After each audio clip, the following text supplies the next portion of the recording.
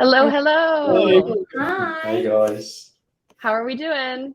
Good, thank you. How are you both?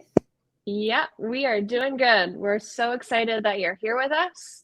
To everyone that's in the audience, this is the ActionRocket team. They're based out of the UK, so it's technically almost their 5 p.m. So thank you for joining us so late. I will pass it over to you. Amazing. Okay, well, thank you both very much. We're really excited to be here today. So for those of you who don't know who we are ActionRocket. We're a creative studio for all things digital and CRM. We were born just over 10 years ago now by a team of passionate email specialists, and we started off primarily within one channel, which was email. And we have some amazing global clients such as the BBC, Dolce Gusto, Babylon Health, and Pokemon, just to name a few. And over the years of working with these clients, we began to see them expand in their digital channels, so moving away from just focusing on email. They wanted to talk to their customers through lots of different channels, understanding that they, as brands, needed to be wherever their customers were. And this was actually on multiple platforms. So this is what prompted us to take a look at that ourselves and expand our services into the CRM space. And our main focus is to help these clients deliver excellence to their customers' inbox, whatever that inbox may be. And we work across web development, content creation, email, push messaging, all the way to full end-to-end CRM planning. And our aim is to bring a brand to life and connect it with its customers in the best and the most creative ways that we can. So here today is myself. I'm Bex. I've been at ActionRocket for 7 years or so. I joined as an account manager working closely on our client projects, and then I moved into marketing and strategy. So I plan all of our internal marketing activities, partner relationships, and I also work on our client strategic projects. But most excitingly, I am the face behind our weekly newsletter, Email Weekly, which we will touch upon later if you're not familiar with it. And I'm joined here today with Ben and Jay. Cool. Hey guys, I'm Ben. I'm a senior designer here at ActionRocket. I think I've been here for roughly about 4 years. In short, my role as a designer is to create designs that deliver a clear message, a clear narrative, and more importantly, emails that look great, and also to try and pass requests over to Jay that potentially annoy him. Well, that brings me on to me. So I'm Jay. I'm the head of development here. So I look after all the code that comes out of ActionRocket. So all of the stupid ideas that Ben has, or all of the strategy that Bex comes up with, I try and recreate in code. And I'm generally looking for something cool for us to play with in code, or helping with rendering fixes and stuff like that. So for today's session, we will be focusing specifically on the email channel. We were asked a series of questions to answer, all revolving around life at a creative agency. Hopefully we can answer everything, but if you do have any questions along the way, then please ask in the comments or catch us on our social channels afterwards. So first up then, question 1, how does a project go from a brief to an award-winning email? Now, what sets us apart from other creative agencies is our close-knit internal team of marketers. You often see teams and agencies work in silos. So everyone has their skill, everyone completes their work the way that they know best, and then they pass it over to the next person and the next person, and then that work is delivered. Now, that way of working might be okay for some agencies, but for us, it just isn't quite right, and it certainly doesn't produce the best work. We get everyone in the team involved from the very start of a project, and we continuously work together to create the best that we can. So what is that full process then? Now, this completely varies client on client and project on project, but let's just say that we get a new lead come through and they're requesting a full service project for a new email design system. Now, this would likely include strategic services, copy, design, and code. And first up, this lies with our client services team. So we don't have a typical agency sales team, and this allows for full transparency from the get-go. So when someone contacts us, they'll speak to the team that they'll be working with, not just a sales rep who hands you over to us. And then leadership teams will then form squads. So these are smaller teams within ActionRocket who will work directly on a project. And we also try to give everyone a chance to get involved where they want to. So if there's a brand that we know a certain designer loves, or a brand that we know someone in the code team loves, and we win them, then of course we really try to enable that relationship. And then the project will kick off with the strategy team. So this consists of client workshops, brand workshops, planning, copy, and really making sure that us in the strategy team are hitting the client's brief right from the start before the other services get involved. And then we deliver this plan internally to the rest of the squad. So we run through with everyone, making sure that Ben understands what's in my head. So we know from a design perspective, it can actually be done. And from a code perspective, it can actually be done and sent out. And then if they don't have any queries or tell me that something can't be done, this gets the green light. And then that plan goes over to the client. This is often via a presentation where we'll talk the client through the plan of action. And sometimes this bit can be a little bit back and forth, depending on the amount of amends we get or questions that we might have. But once we get that sign off from the client, then the plan can come to life. So then we give that plan to the design team, who hopefully make it look beautiful and exactly how we wanted in our heads from our plan. And then again, it goes over to the client for amends and feedback. We often have 3 or 4 rounds here, depending on amends from the client side and how many teams it has to pass through. And then once that design is signed off, it means we get to build it. So this is where the code team come in, and the developers and Jay can work his magic and make an email, carry out lots of testing, ESP integrations, and probably more testing with the client once it's integrated. And if we're not integrating that with an ESP, then we'll hand over the HTML files to the client for them to implement themselves. At which point, when that's all signed off, strategy is often looped in again at the end. And this is where we carry out any campaign reporting, post-campaign analysis, mostly just to keep an eye on performance, see if there's any future testing possibilities or other campaigns which the client could benefit from. So as you can see, right from the start of when somebody reaches out to us, the whole team are involved from the very start. And if we were all in silos within our strategy, our code, and our design boxes, this would make it really difficult for everything to come together nicely. And so working together for us is the best way to produce the best work. Yeah, and that like as we said from the beginning, like the strategy comes up with an idea, and then Ben and me might talk about it, and then as a team we'll kind of iterate over those ideas and think about what's possible. And then as a team we work with everyone as well. So we kind of constantly, although it looks like it's a linear kind of strategy, copy, code, design, or anyway. Things might change as well. So like a plan at the start that I might have, if I then speak to Ben, and actually from a design perspective, something needs to change, or even from a client perspective, if they have a change of heart or something needs to change, it's kind of evolving over time. I think it makes it a lot easier that we're a fairly small team. So when it comes to kind of collaborating and kind of like the guys say, talking through ideas, or Jay wants to try something new, we're very good at all kind of engaging and having that sort of conversation. Mm-hmm. Definitely. And as we work with such a huge variety of brands, both big and small, we've experienced being treated as an external agency where the relationship is a little bit more controlled and we're brought in to complete a brief and then that's it. But we've also had examples where clients have used us as an extension of their team. And this is when we think that the relationship with us works best, when clients work with us and they give us the tools and they trust us to create the best work. So bringing us in to meet with other agencies that they work with, educating us fully on their brand right from the get-go. So we understand them as much as they do, and they tell us about their vision and the results that they're after. And then we can work together the best and put all of our skills into one bucket and build that client and agency trust as a bit of an ongoing relationship.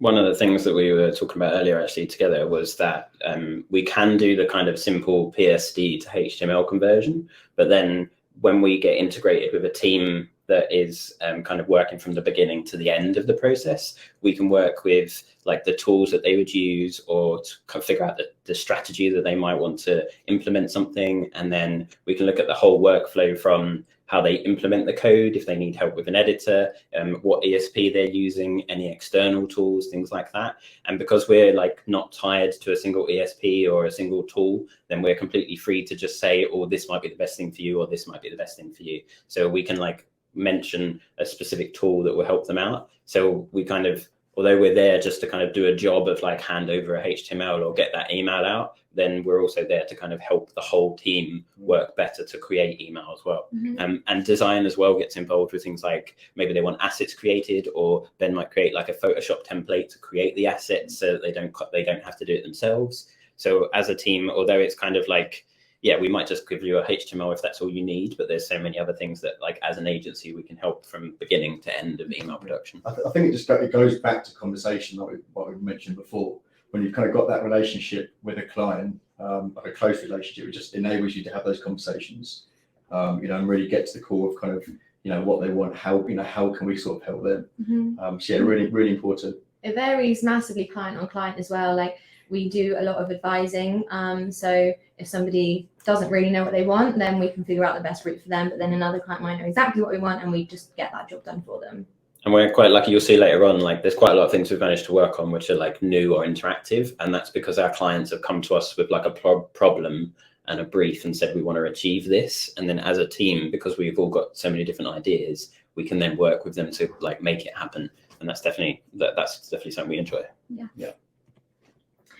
So we were asked what all of our favourite emails to work on have been. So here we pulled out our top 3 to talk you through. Cool. So I am a huge sports fan. So for me, this was an incredible campaign to get a chance to work on. So this was a re-engagement campaign that we created for Sky Sports. So for those of you who don't know who Sky Sports are, they're UK's biggest kind of subscription sports channel. Now, the reason this campaign was such a joy to work on was, firstly, the amount of data about their customers they actually had available to us, and secondly, the quality of assets that were available, which I'm sure a lot of us know when working with a lot of clients can sometimes be quite difficult to come across. So that was a real plus. Anyways, this whole campaign was kind of created to re-engage past customers. So the idea was to kind of present them with, I guess, a visual representation of all of the sport they previously watched, and to then kind of take that and tease them with what they're currently missing out on. So, for example, their favourite sport or the most watched team. So the whole campaign was just super personalised. We also got a chance to create some really cool graphics, but I'll talk to you a little later in more detail about those. Yeah, and when we were looking and when we were talking to Sky Sports, the reason that so much of this got integrated was because they had so many data points, and that got like the code team and the integrations team really excited. And then because we could like show our excitement and share it with Ben, and he kind of then took it and said, right, we can do these graphs, or we can show different assets per person, and that really made it personalized to each person that received the email. And I think that's really like that got us all really excited. Yeah, it was also, nice to see. If you're listening, Gary, a huge shout out to you. Our creative director, he had a huge input on this. So yeah, shout out to him. Okay, so as I briefly touched upon earlier, I am responsible for sending out our weekly newsletter, Email Weekly. Hopefully we've got some people listening who are subscribed, but for those of you who aren't familiar, this is an email curated by the whole ActionRocket team and put together and sent by me every Friday.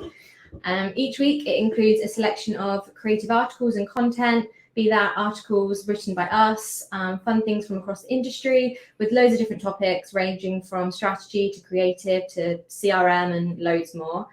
Basically, this email is our email playground. And we've got a bunch of creative minds at ActionRocket. So you can imagine when the team get together, there are some crazy ideas that are brought to the table sometimes, but often they're a little bit too crazy or too raw for us to test out in client work. So this is our space to try new things. Sometimes they do backfire and don't work just as we wanted them to, but this helps us to know what to do again and what to put in a box, close, and not open for any clients. Jay is my right-hand man when it comes to all things Email Weekly, or the wacky ideas I might have on a Thursday afternoon with a Friday morning send. We've done live polls, interactive dot-to-dot games, horizontal scrolling, you name it, we've probably tried it, haven't we, Jay? Yes, we have, yeah. And then also, like Beck said, it's a whole team thing. So the latest one, which was like the dot-to-dot rocket, was from one of our senior designers, Jen, who came up with the idea from seeing it online. And then she said, oh, can you code it? And I was like, well, no, you can code it as well. So we worked together as a team to kind of mentor that talent within the team, but then also like produce things like this. And then it's the same like with our Halloween email. That was a team effort to come up with like an idea, and then Ben kind of totally ran with that idea and created the haunted house and what you could click on and where to click and things like that. Also, testament to Jay, 10 times out of 10, if we ask him to try something or we want to try something, he will do it. Yeah, we'll try it. Trial and error, and more error seems to be the way. But definitely worth trying. But yeah, it's also like a good thing from like management that like they came up with this like weekly thing that we could just do whatever we wanted with, and that's a really good creative outlet. But another point is that it's a creative outlet that has to go out every Friday, so it kind of puts a deadline on it and it makes you work on things. Otherwise, I think stuff might just sit there for forever. Absolutely. Yeah. It's great as well to hear people's feedback. So, for example, when Jen tried the Rocket the other week, the feedback that we hear from you guys on social, even if it doesn't work and you're like, this isn't working here, this isn't working there, whether it's good feedback or constructive criticism, that really helps with the team. And essentially we're trying these things out to then try for our clients. So the more feedback we get from everybody, the better, because we know whether it works and what we need to do to improve it. It's also a great email to subscribe to if you're worried about every single email you send always being perfect. So this email is really raw, and we don't promise that it's something perfect and it will look great everywhere for everyone, because we hold our hands up and it absolutely won't. So yeah, it's just testament to the team, I think. We do try and make it look good everywhere. Yeah, we try our hardest. But you know.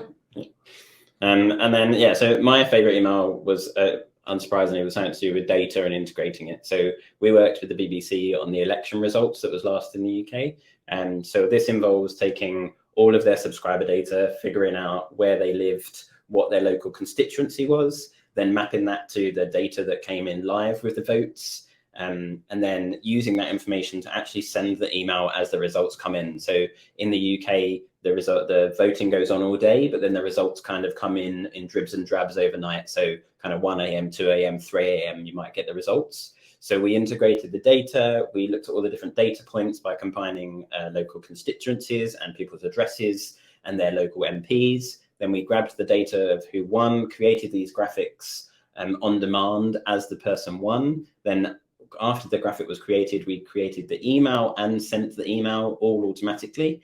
And then to add a little bit more pressure on us, we also created a little snippet of code that happened at the very beginning of the email, which meant when you asked like a smart speaker like Alexa or Google to read your emails, it actually said that the email was from BBC, and in your constituency, the winning party was so-and-so.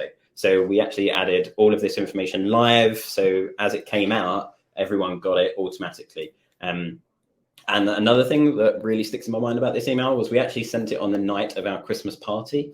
So we was at our Christmas party late till kind of 10, 11 o'clock. And then a few of the dev team were kind of on call just in case anything went wrong. But nothing went wrong. And it all sent out, no problem at all. But it was a really nice email to work on and really pushed the boundaries of what we could do. Cool. So what design trends do we kind of foresee for 2023? So for 2022 kind of showed us some really kind of impactful design trends, which I think will no doubt kind of pave the way for some exciting things to look out for across 23.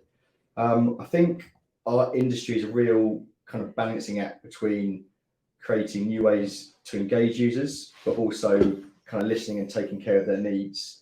And when it kind of comes to design world, of course, everything is constantly evolving, especially kind of considering the rapid technological and sort of social change taking place nowadays. That means if you want to be relevant to your audience, I think it's really important to kind of stay informed. Now, for me to cover everything trending in the design world at the moment, I think would probably need the whole day. So I've just picked out a few of those trends to talk to you about. Cool. So the revolution of design tools. So I think one of the challenges for our design team through 2022, and certainly will be one going into 23, won't just be what our designs look like or how they kind of function, but actually how we create them. Now, I mean, plugins and tools have always been around. They've been around since I first started learning graphic design, however many years ago. But I now think we're really kind of spoiled by the amount of design tools that are actually available to us. I'm actually really excited to see, what kind of tools stick around and kind of make it through 23. Now, one thing our design team are very good at is discovering new tools that can potentially help either our creativity or how we work and our work process. So I'm just going to talk through some of the new tools that our design team have been using recently, and also some other tools that are kind of being talked about at the moment. So yeah, I'll start with Figma. So I've no doubt that everyone here has probably heard of or has used Figma at some point, but in a nutshell, it's an incredibly collaborative design tool used to create apps, websites, design systems, brand guidelines, actually all sorts. And comes with some really kind of handy plugins alongside that. Now, we first started using Figma, I think about a year ago, for a couple of client projects we worked on. One was a redesign of an e-coms website, and another was for an EDS we actually did. But it was actually through those projects that we kind of realized how much we loved the whole kind of holistic approach to the layout of Figma. And it was actually off the back of that when we started using Figma to create preview pages of our designs that we actually then sent to our clients. Now, like I mentioned, because Figma gives you that kind of holistic view of our design, it just kind of means both our design team and our clients can actually see all of our designs in one place at the same time. Here's just an example you can see of an onboarding project we did for one of our clients. And what's even better about this is we can actually share this live preview, and our clients can then actually just leave comments and amends for us to kind of pick up. So yeah, all in all, it's given us a much smoother and kind of collaborative process when it comes to presenting our work. So yeah, really great.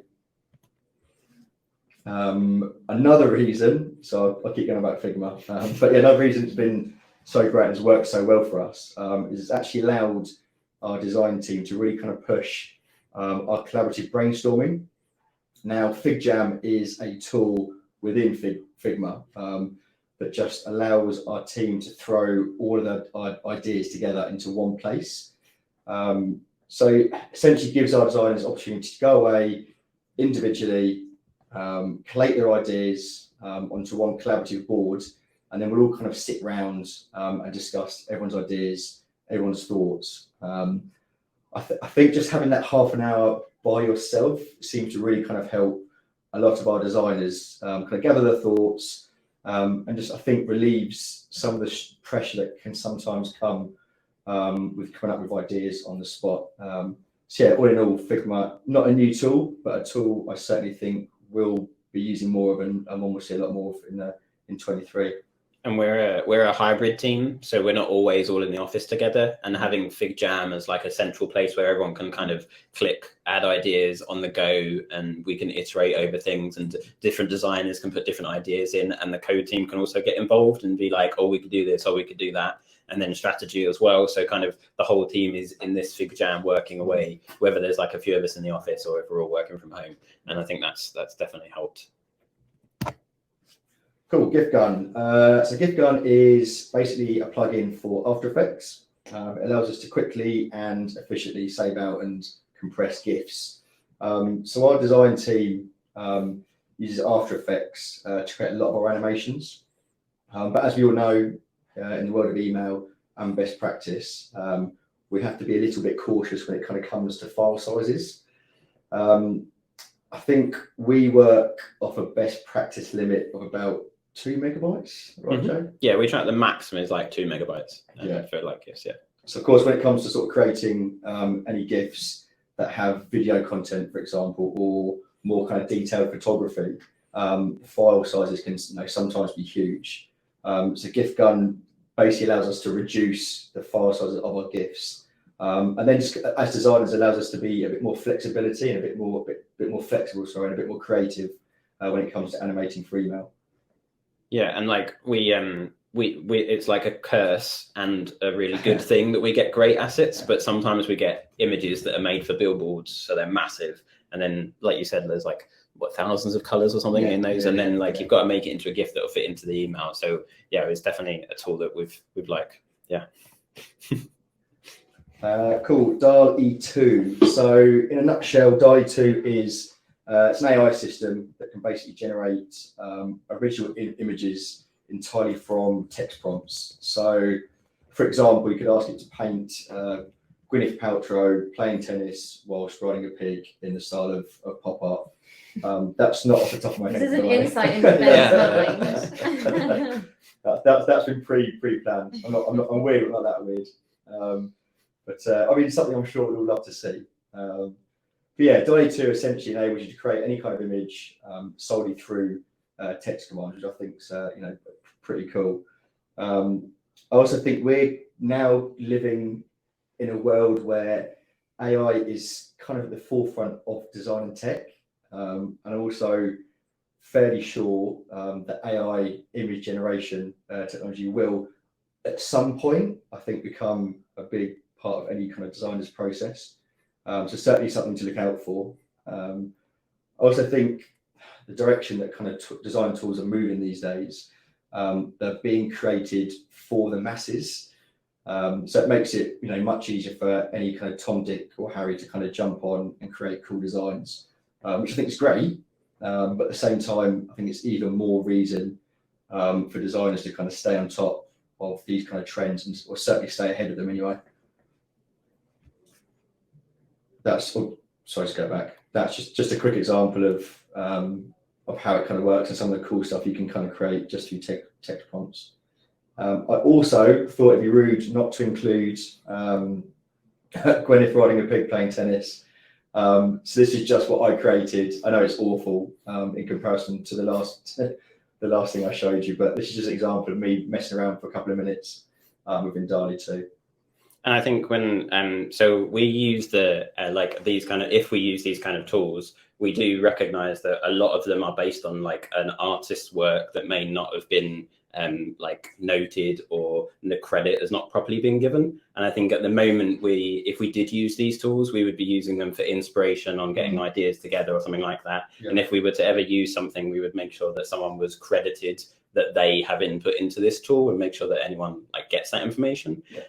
But I think one of the important things that we think about and that we talked about earlier was that the AI is not going to replace designers, but designers who don't use AI are going to be replaced by designers who do use AI, whether that's to just help them come up with ideas or to help them create these kind of mock-ups or anything like that. So yeah, AI is around, but yeah, we do understand that in some places that it's not attributed correctly, and that's something that we definitely, we want to make sure everyone's credited correctly. Yeah. I think actually, whilst you've got this up, it's also worth mentioning that 3D images are also becoming a real trend in terms of kind of design, and I think that's something else to kind of look out for. Cool. Lastly, cavalry. So I guess we're now sort of living in a world of design that almost always requires some form of kind of movement to grab attention, whether it's an animated icon or a video-based hero animation. I think there's becoming a real trend on using some kind of motion graphic within our designs. Now, like I mentioned earlier, our design team tend to only really use After Effects to create animations, which I wouldn't necessarily say is the easiest program to use. I'm sure a lot of our design team would kind of agree with me with that, and it's taken some of us years to really sort of learn the core of it. But Cavalry is actually one program that I'm hearing a lot of noise about at the moment. It's essentially a 2D animation software, so not too dissimilar from After Effects, but from what I've seen and heard, a little easier to use. So this is certainly one tool that I'm going to look further into, and I think certainly one to watch out for. Cool. So that leads me nicely into micro animations. So micro animations, whether it's an interaction, a logo, a subtle bit of movement, I think micro animations kind of serve the purpose of making that user experience more engaging, more interesting, more enjoyable, which I think in turn then will encourage them to kind of want to come back and revisit a brand. So essentially really kind of helping create that sort of brand loyalty. Now these animations, I guess, are design elements that we're all very much accustomed to, and we're used to seeing them all the time. You know, whether it's the like feature of Instagram, the retweet of Twitter, or animated reactions on Facebook. So technically not a new trend, but I think certainly a trend that we're seeing much more of. I think we're in an industry where we want content to really stand out, right? And I think these types of micro animations will start, I think, becoming an essential part of the user experience. Of course, I just want to start by showing off some of the things that we've done for our clients recently, and just finish off with some other cool stuff I've come across from some other brands in the past few months. So this is just a few things we've been doing for Nespresso recently. So we created a really cool kind of smooth transition logo for them. We then created click to reveal, just with a subtle kind of way of encouraging people to kind of click on the image and reveal the secret. And then we just created a set of animated icons just to support the key features of one of their products. And the tap to reveal, when we talk about the interactive stuff, when I chat with Ben, it's still kind of not known by a lot of people that you can do interactive stuff in email. So people might not click on it if they don't need to. So having those prompts to be like, you can click on this, is definitely something we enjoy like adding. And then also, even though these are like GIFs or APNGs, if that's more appropriate, sometimes we can use CSS animation, whereby progressively enhancing things to kind of add these animations. And also add things like prefers reduced motion to make sure that if someone's user preference is not to see as much motion, then we can change the email so that it fits with their user preferences. So we're kind of thinking about accessibility and strategy from the very beginning all the way through to design and then code as well. I think it's probably worth mentioning that these kind of micro animations are actually very easy to create, and for what they kind of offer within the email. I think definitely worth looking at. So this was, again, Sky Sports, my favourite. This was actually part of our pitch for Sky Sports. So I mentioned earlier, Sky Sports is kind of like a sports channel package. So they offer, like 10, 15 different channels with different sports on. So the idea of this logo is just to kind of showcase those different channels, just to kind of support the message and kind of support what Sky Sports are. And then just to finish with some cool stuff I've come across recently. So the first one was just something Tinder did. Some of their animated icons they created just kind of supports the message. Similar to Asana, a really subtle kind of animation just supporting their get up to speed. And then Headspace, one of my favorite brands. I love Headspace. They do some really cool subtle animations in their heroes. Cool. So leading nicely onto motion graphics. So technically, I think micro animations could probably sit under motion graphics. But for me, micro animations are more about bringing an individual element to life, whereas I think motion graphics are more about kind of telling a story. I think delivering more of a message. So as I previously mentioned, we now live, I think, in an incredibly competitive design environment, where brands are continually fighting for users' attention. And I think motion graphics are a great way of engaging our users. And I think we'll certainly start seeing more and more being used across 2023. Now, I know I touched earlier on some of the motion software that is now readily available. And I think the availability and ease of use will in turn have a knock-on effect to the amount of motion graphics we start seeing. Cool, so this was a motion graphic that we created for one of Serhant's onboarding emails. So the idea here was to create a visual that essentially showed off the work that goes on behind the scenes at Serhant, and then just kind of allowed us to lead into talking about all of the services that Serhant students actually provide. You're probably getting bored of Sky Sports by now. So you probably noticed this example in the first example we looked at. We briefly touched on Sky Sports. But this was a really cool hero graphic that we created to remind previous customers about all of the cool sport they were basically missing out on. So this was a really lovely mix of both video and animated typography that really kind of allowed us to tell a story and be, you know, much more engaging.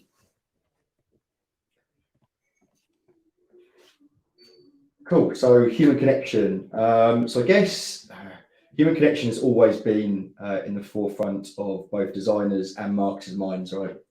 But I think in the chaotic kind of post-pandemic world that we're kind of entering in 2023, I think people really be craving, you know, that kind of connection, moments that make us smile, and essentially moments that kind of really make us connect with a brand.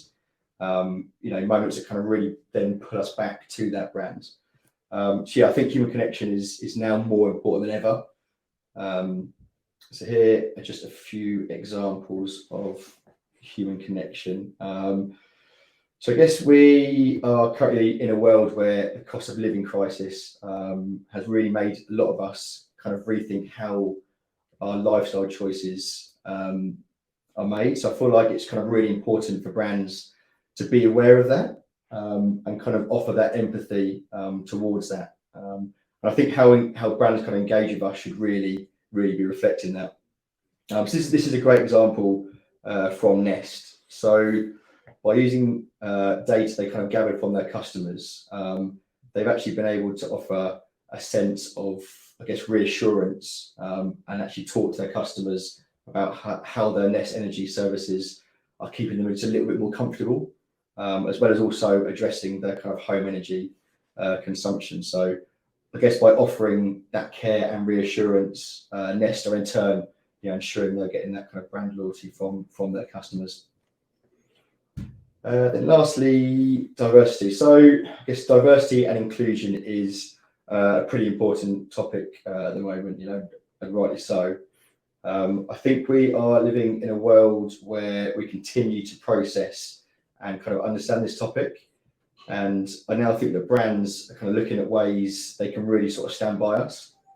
I think if we make sure everyone is kind of represented and considered through our designs, it just kind of enables everyone to find, you know, something that is relatable. So here's just, you know, a few examples of brands that are, you know, are doing a particularly good job of this.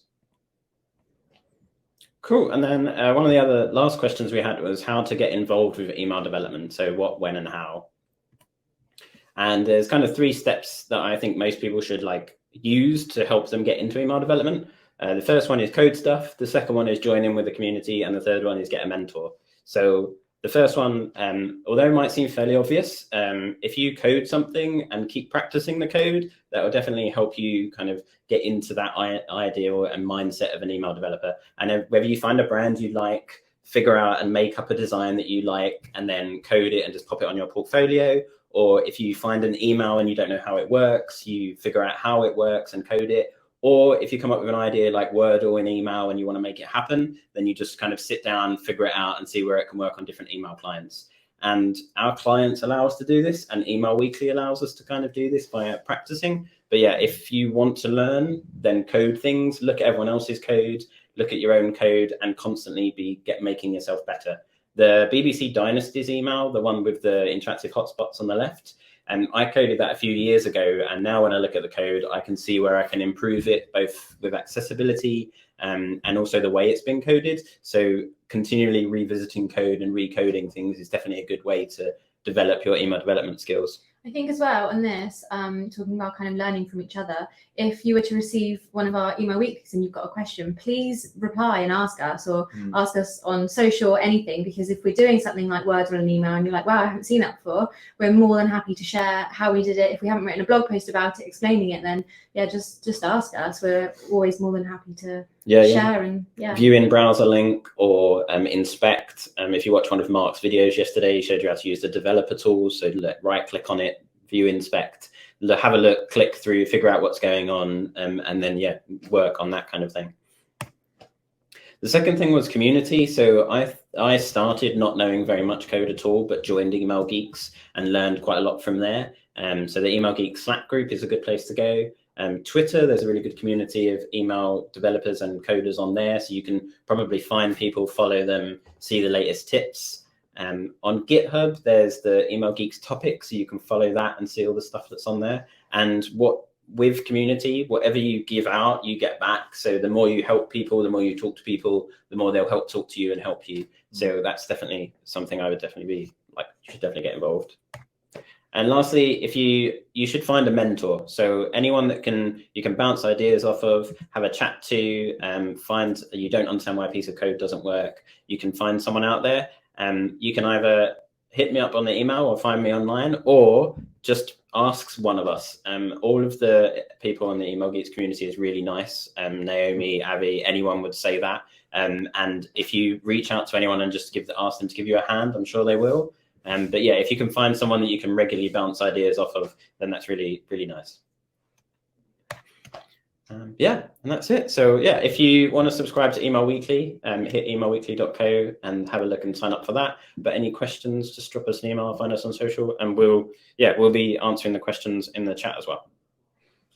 Thank you so much, all three of you. That was brilliant. I have always been inspired by ActionRocket since meeting most of you in London this May, and you guys do fantastic work. So keep it up.